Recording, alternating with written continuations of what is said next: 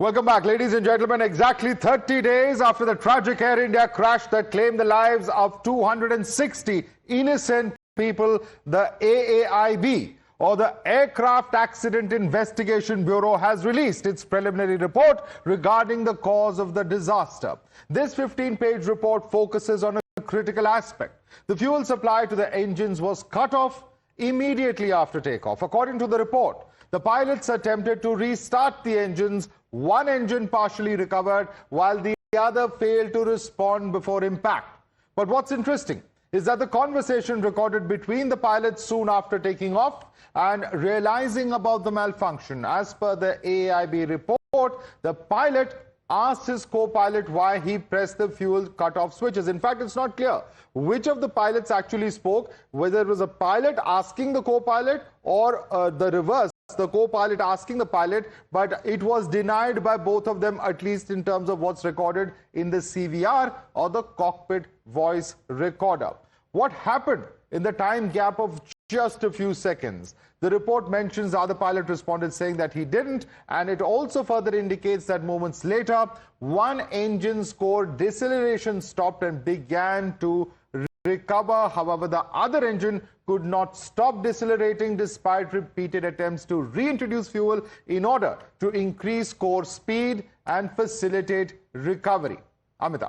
Absolutely, because the report, this is the preliminary report, as we would like to highlight again, also states that when we talk about the pilots, they had adequate rest. So also ruling out that could have been certain speculations or points that were raised before, that could have been the factors that may have contributed to the crash.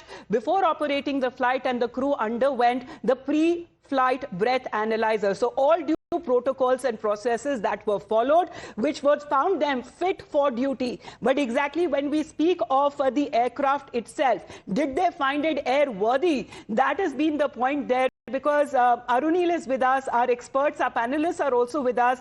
Arunil, the question there lies. The flight that actually come in from Delhi, and it had flown before, multiple flights that had also had happened before. If this was a malfunction as being said or not specifically in this report, wouldn't it have been highlighted earlier? Well, certainly, yes. One thing is clear, Amita. This is an unprecedented crash that has taken place. Immediately after takeoff, this flight crashed near the Sardar Vallabhbhai Patel Airport itself. The report, preliminary report that has been released now by the AAIB, it gives out conclusive reasons, at least, that why it must have taken place. When we were reporting from the crash site as well, there was multiple teams of the AAIB working in a coordinated effort with the team of Air India, team of Boeing, as well as there were teams from UK, United States, who were there on the ground. Now, one specific thing that the AAIB officials were looking out for were the two black boxes that were there inside the aircraft. One, the data from one black box is already being recovered. That is the cockpit voice recorder as well as the flight data recorder. The flight data recorder also mentions about the aspect that how the N2 value of both the engines was below the minimum ideal speed, as well as the cockpit voice recorder. We have already discussed about it at length, that how one pilot asked the other pilot that whether he has cut off the fuel switch. The other pilot responded saying that I have not done so. So whether there was any third person present in the cockpit, whether this is a case of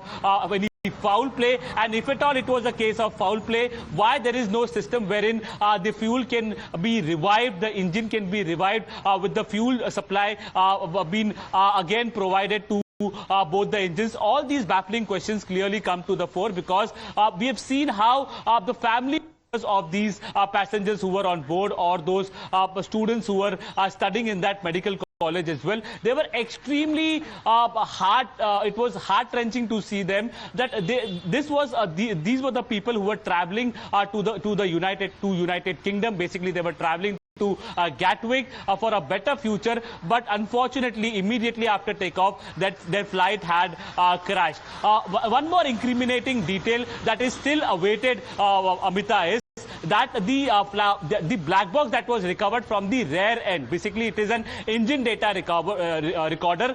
It has been completely damaged, we understand, and the data from it was not properly retrieved by the officials. Whether we have any sophisticated method to retrieve the data in India or in any other foreign country, whether the AIB is willing to send that black box abroad to get more details on it, that again will be awaited. But at least from the preliminary report is concerned, it is very much clear that the fuel stopped reaching the dual engines from the fuel tank because the fuel switch was off. Whether it was switched off purposely, whether it was foul play, whether it was any kind of a manual error, that again AIB has not made it clear. We hope they do it in the coming days. All right, and in fact, I want to bring in Phil on this. Phil, one of the things that has been mentioned all right, we have, Phil is dropped, but Dr. Vandana Singh, I'd like you to come in on this, because on page 6 of the report, there is a very interesting observation, because they say, and I'm just going to take a minute to read this out because it's quite important. The FAA issued a special airworthiness information bulletin, or a SAIB number so and so, on the 17th of December 2018 regarding the potential disengagement of the fuel control switch locking feature.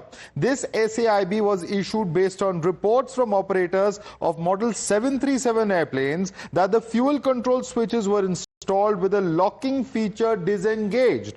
The airworthiness concern was not considered an unsafe condition that would warrant Airworthiness Directive AD by the FAA or the Federal Aviation Administration. The fuel control switch design, including the locking feature, is similar on various Boeing airplane models, including part number 4TL837-3D, which is fitted on Boeing 7878 aircraft VT-A and B. As per information from Air India, the suggested inspections were not carried out as the SAIB was advisory and not mandatory. The scrutiny of maintenance records revealed that the throttle control module was replaced in VT-A and B in 2019 and 2023. However, the reason for replacement was not linked to the fuel control switch. There has been no defect reported pertaining to the fuel control switch since 2023 on VT-A and B. How much importance should we give to this paragraph according to you, Dr. Vandana Singh? Thank you once again. I do feel that this should have been taken, very strictly, and it should have been adhered to, and not just, it should have been considered mandatory, in my view.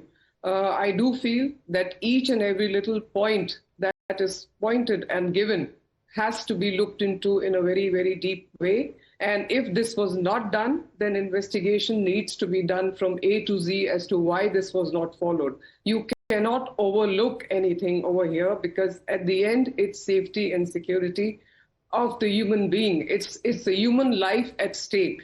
And I agree that nothing should be overlooked. I'm actually agreeing with all the panelists here. Then there needs to be a criminal investigation and a follow-up as to why this is not being done. You can't take things lightly. And as you rightly also mentioned, we know that the incoming aircraft had electrical malfunction, had software malfunction. The passengers were talking about, the electricity coming in and out. Was there a software glitch? Was there an electrical glitch? Was all of that also looked into? How much time was given at the Ahmedabad airport when all the green ticks were given and the pilots signed it off? Obviously, they can't look into everything. Where was the engineering team? Was everything done? So yes, I do feel that this has been taken lightly, and that it should have been looked deeper, mandatory. It cannot be just taken as a to-do or an action plan for the future. No, there is no action plan for the future as far as the human life is concerned, because they are all gone. They are all dead. And we stand here to mourn the dead ones. So no, I agree with the panelists who also stated that there should be an investigation into this. But Vanya, would you like to comment on this? There was some feature related to the engine, fuel switch lock, and that appears to be highlighted in the 737. It is a similar part in the 7878, which is this very aircraft. How much importance should we give to that observation in the AAIB report? It's mentioned on page 6. I read the AIB report, but you also have to observe that in the AIB report, they've given the complete details of the aircraft. So in a way, what the AIB report is also pointing out, the details of the aircraft and when the checks were done and when the checks were due and everything protocol was followed. So in a way, I think AIB report more or less says that Air India followed all the protocols that was required.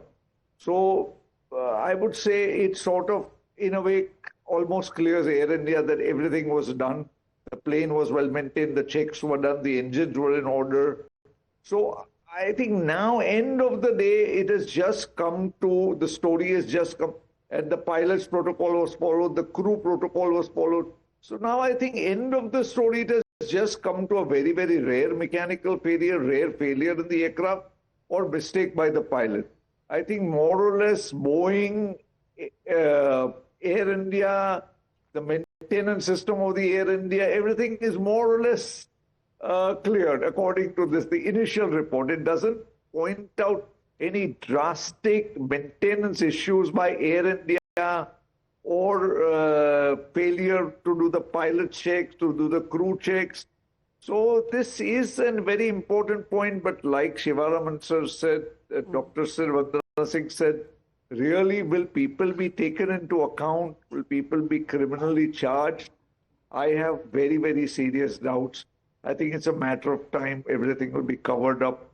I was talking to somebody yesterday. They said, has it affected Air India's load and perception?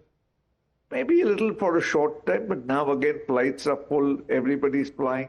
Within some time, everything will be forgotten and everything will be swept under the carpet. So I hope things work out. I hope people take these matters more seriously. I am sure this has shaken up Air India and the board of Tatas very badly. And but accountability, as you're saying, needs to be fixed here. And that is the point that needs to be done on part of the DGCA. We're looking at Air India as well.